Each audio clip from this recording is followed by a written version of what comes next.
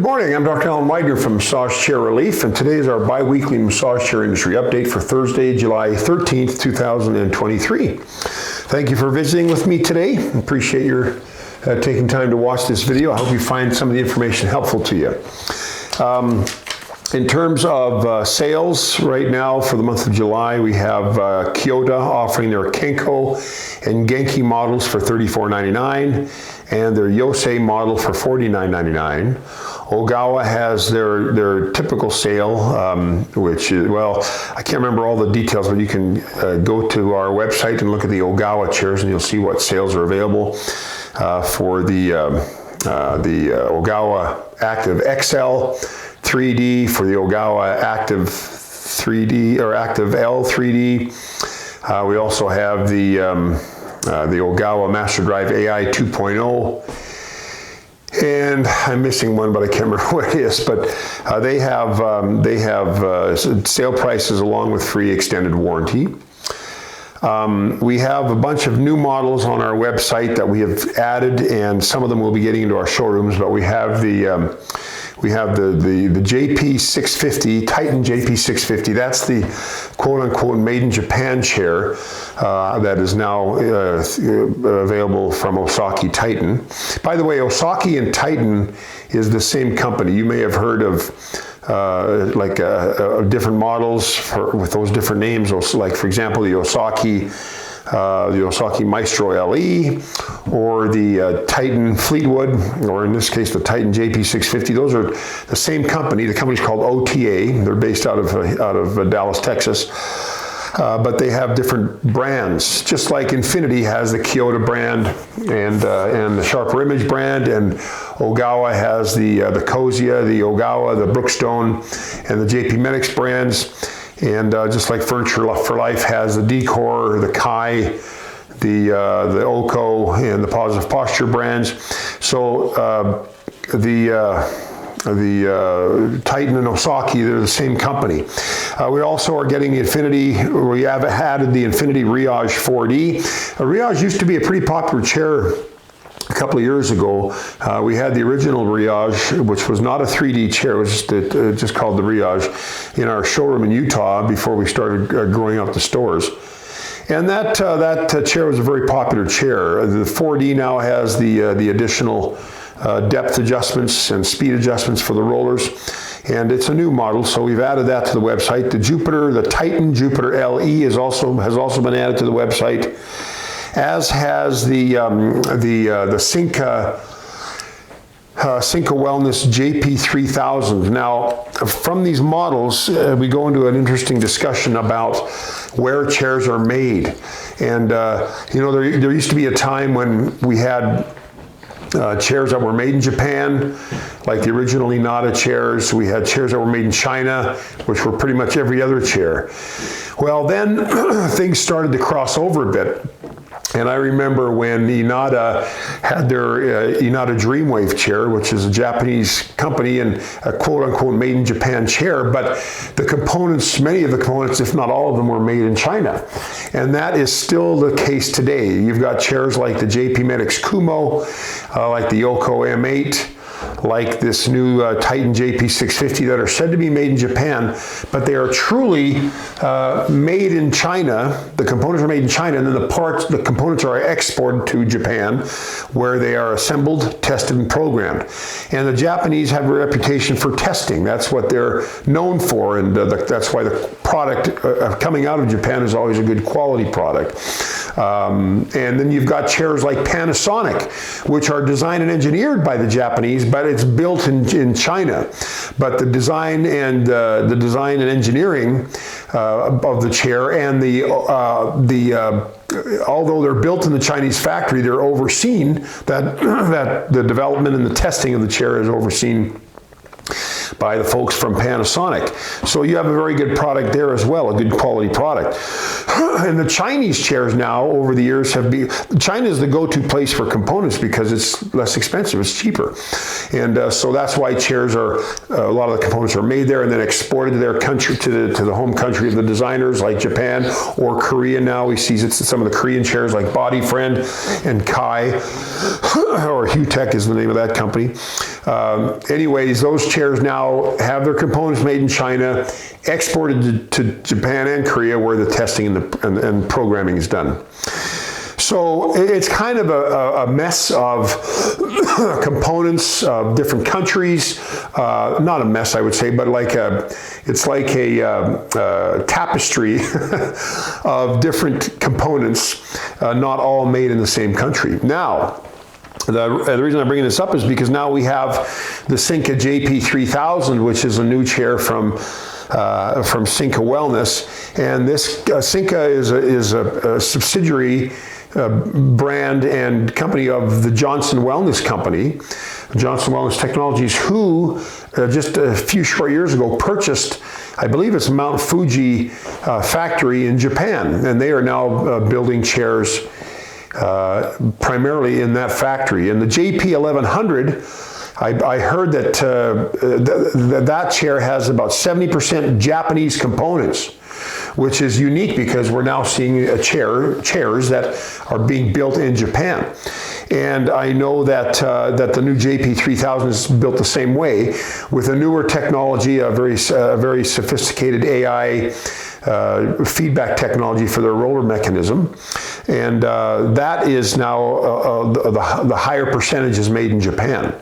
So these are chairs that are made, they're considered made in Japan chairs, but they literally are made in Japan with some imported components from China or Singapore or Malaysia, Taiwan, wherever they need to get those components for. And then you've got Luraco, which is the Made in America chairs, and their most recent chair, the i9 Max series, which is a very good chair. They are considered to be made in America. The only chairs that are made in America, by the way. If you hear of anybody's advertising that their chairs are made in America, and I've heard this done by one particular company, don't believe them. They're not made in America. The chairs might have been assembled here, but there are no components made here. And none of the testing was done here. None of the programming really was done here. It was all done in China. But for Luraco, they have imported most of their components from, they have built most of their components in Texas, where they're based, and they've imported a small percentage of components from Singapore, Malaysia, Taiwan. I understand that they never have, they haven't, and they still don't import components from China. But anyways, that chair is considered made in America because of the percentage of the chair that is made here. And for the American system to be able to say that your chair is made in America or your product's made in America, it has to be legitimately verified. And I know that Luraco took some heat about that when they first claimed that their chairs were made in America, and they were investigated by I cannot remember who it is. It was at the consumer, I can't remember, but they were investigated, or their product or their process was investigated to verify that they were considered to be made in America, and they passed the test and now are considered made in America. Now the new i9, which just came out over the last year and a half, that chair has even more components made in America. And in the video I made when I went out to visit them a number of months ago, shows how much of the chair is made in America, in Texas. And of course, again, components are imported from other maybe even from other states. I'm not sure about, there might be other states in the United States, but they have some non-critical components that are still imported from foreign countries, but the majority of the chair is made in America. So nowadays, when you hear a term made in China or I should say made in Japan or made in Korea primarily, it's kind of, it's loose terminology because the components are primarily made in China and then exported to Japan or Korea where they're assembled. Well, now we're starting to see a migration towards chairs that really are made in Japan and a chair that really is made in America, less a few non-critical components. But I wanted to talk about that because when I first got in the industry, and this is almost 20 years ago, it was pretty cut and dry. These chairs are made in China, these chairs are made in Japan. And that included Panasonic, Sanyo, and Inada. And all the rest were Chinese made. Human Touch and Daiwa were pretty much the only games in town back in the day that were, and those chairs were, those are all Chinese made. Even to this day, they're still Chinese made chairs. So it was pretty obvious between the two camps, you know, made in China, made in Japan. But now it's not so obvious. Now there's a lot of, like I say, there's a tapestry made, a chair is a tapestry now made of different components from different countries. So it's not quite as cut and dried as it used to be. So anyways, I wanted to go into that because I get asked quite a bit about, hey, are these chairs made in China? Are these chairs made in Japan? I've heard people say, oh, come on, the Luraco chair really isn't made in America. Well, there are things that have proven that this is kind of the way it is today. And we will see more chairs coming from Japan, I'm sure. I haven't heard of anything about any more American-made chairs, but I have heard of another line of chairs coming out of Japan. But anyways, just so that you know, now you're a little bit more educated about that. Now, speaking of chairs made in Japan, the Furniture for Life chair, that Oko that I mentioned, that is a chair that is considered made in Japan. Now, I just wanted to mention something kind of big news about Furniture for Life. You know, we have always carried Furniture for Life chairs, and before that, Inada chairs when they were the U.S. distributor for family Inada chairs. And I've been associated with that company for many, many years. I think since maybe 2009, 2010. I can't remember when they started as Family Inada USA, but today the company is known as Furniture for Life, and they carry, as I mentioned earlier, Positive Posture, Decor, Kai, Oko. And these chairs now are going to be sold strictly through their own stores. And they have been building stores around the country. Of course, it's nothing like Relax the Back or not that kind of broad coverage yet, but they are working on growing their own chairs. And of course, we have their chairs in our showrooms, and we have them on our website, but that will stop on August 10th. Those of us who were considered, I can't even remember, we were part of the AOG group, which was, there were three companies, three of us that were selling the chairs online, and but now to protect their brand and protect their own store, their own store owners and their bottom line, they are now moving all their sales to their own stores. So companies like myself and a few others will not be able to sell these chairs anymore online, and we will be getting rid of the chairs for our floor models in our stores, which, by the way, we have until August 10th. Then we'll be taking down all of our articles, all of our videos, and taking all the products off of our website. But we have until the 10th to do that. But I thought I would just mention, if you're interested in getting a good quality chair, we've got the floor models for sale. The Northern California never carried the FFL chairs. No, I take that back. We do have the Kai, one of the Kai chairs there. But all those floor models need to be sold. So if you live in Arizona, if you live in Southern California or Northern California or Utah, or you can come with your truck and pick up the chair from there, because the thing is, with floor models, we don't have boxes for them, so shipping them is kind of dangerous in terms of possible damage to the chairs. But if you're interested in getting great deals on these chairs because we have to clear them out, we have to. It's like, they consider this like a semi-annual sale, and we're clearing out all of our floor models of the Furniture for Life chairs. So anyways, feel free to contact us. Our toll-free number is 888-259-5380, or you can go online and chat with us, or email us. But let us know if you're interested, or if you have any interest in any of these models. We have the Oko M8. We have the Positive Posture Brio Sport. We have the Kai GTS 7. and we have the Katana, the low-priced line, the Katana 700. So all those chairs are now up and available for sale. So, and they're good, great, fantastic deals. So reach out to us if you have any questions about that. But that'll be a big change for Furniture for Life. It'll be a big change for those of us that carry their chairs. We don't sell a ton of their chairs, but they are good chairs, good quality chairs, and their customer support is great. And the guy that runs it all, Cliff Levin's just a very good man, a good friend of mine, and he runs his business the way that I like to run mine, and it's about very customer centric, and very just a well-run company with good customer support. So they're good chairs. Anyways, having said that, that's about all that I wanted to say. I wanted to mention one thing, and I can't remember if I mentioned this in one of my other industry updates, but somebody showed me a video of a lady.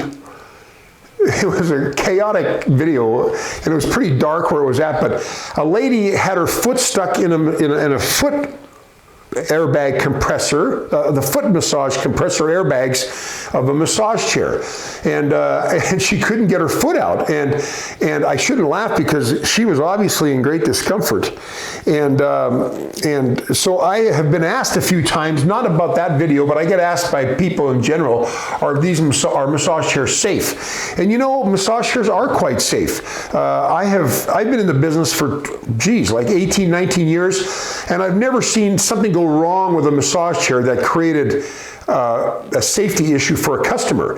Now you got to remember, and I've talked about this ad nauseum, there are cheap chairs and there are more premium chairs. The cheap chairs are made in smaller factories with cheaper components, with less quality control testing, because they don't have the resources to facilitate, or they facilitate better engineering, better testing, better components. So they're cheap chairs, but they're chairs that allow people to get into the market. And that's what I like about them. I don't sell a lot of those chairs. As a matter of fact, I don't sell any of them. But I see the role that they play in our market, because they do help people get into the massage chair market, because not everybody can afford a $7,000, $8,000 chair, right? So anyways, those cheaper components, those cheaper tested chairs, which I have never sold, from the smaller factories, there may be a tendency for some of those things to happen. And this was the first time I'd ever heard of this, and they had somebody in there like cranking it was chaotic watching the video. It was like uncomfortable watching it. But I'd never seen anything like that, because I can honestly say I've been in the industry longer than pretty much anybody in the retail end of it in the United States, because I've been doing this since 2004, 2005, and all the stores that were around at that time, those retail, those websites are gone or have been reborn under someone else's ownership. But I've never seen anything like that. Now, the other thing that I have seen is sometimes chairs, when they recline, or let's say you're in a massage chair and it reclines and you're face up, sometimes if there's a power outage or something happens to the chair, like a short in the circuitry of the chair will turn off and you'll be in that reclined zero gravity position. Now, that's not unsafe, but it can be problematic because most people can crawl out of it, and I'm 60, almost 64, and I've been kind of stuck in a chair. I've had to get out of it real quick. I didn't have time to turn it off and wait for it to restore. It's a bit of a challenge to get out, but I can do it. But someone who's older and maybe doesn't have someone living with them, it might be a little difficult to get out of the chair, or it'd be a bit of a challenge to get out of the chair. And I've seen that a few times over the years. And by the way, Laraco brilliantly has come up with their new IMAX chairs. They've come up with a battery, like a reserve battery power option, so that if your chair does do that and it shorts out or the circuitry cuts off, the chair will automatically come upright. Automatically. And we tried to pack one of those chairs up because we resold, we had to return the chair back to Laraco, and we couldn't get the chair to recline back to fit in the box. It kept coming up every time we We reclined the chair to put it in the box because it could fit in the box, and then we would turn it off. Up the chair would come, and so I know that feature works, and so that's kind of entertaining. But what I'm speaking to is how great of an idea that is to have an emergency battery pack that, in case the lights or the power in the house does go out, and even if your remote control doesn't work, the chair will just automatically come up. And that's a great feature for people that might have that fear. But it doesn't happen a lot with the stuff going out when you're in a reclined position. But I've seen it. That's something I've seen. I've never seen the foot thing getting compressed in a painful way because it doesn't work right, but I have seen the chairs stay in a zero gravity or reclined position because the power went out, or like an electrical storm, or something blew a circuit out in the chair. So anyways, but again, I want to emphasize, I'm trying not to scare anybody. I'm just speaking, the truth of what I've seen and what I've experienced, and this is just kind of a thing to be aware of. But the chairs that we sell, the premium chairs, I've never seen the foot thing happen, ever. Nothing like that. I mean, I've heard people say, yeah, the airbag was kind of, the airbags are clamping my arms down, and my phone rang, and I tried to get my arm out, but I had to wait until that airbag decompressed, and then I could take my phone, my hand out. But it was never something like that. I'm trapped and I can't get out. I've never seen that. But anyways, having said that, those are probably the only two safety issues I've ever heard of these chairs. So, and one, it really isn't safety. One's just, getting out of the chair if the power has gone out. But that foot getting squashed, I've never seen that before. So anyways, and squashed is maybe not a great word to use. So anyways, there you have it. And that's pretty much all I've got to say this week. I hope you found this video helpful. If you did, please feel free to thumbs up, like us on our YouTube channel, and help us spread the word about massage chairs by sharing this video or any of our videos with your friends and family through your various and sundry social media platforms. And if you have any questions, feel free to give us a call at 888-259-5380, and we'll be glad to, answer your questions for you.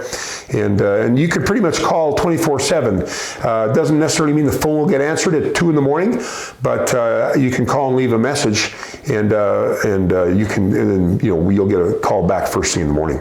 But anyways, I'm Dr. Alan Widener from Massage Chair Relief. I hope you found this video helpful. I will see you again in 2 weeks. Bye-bye.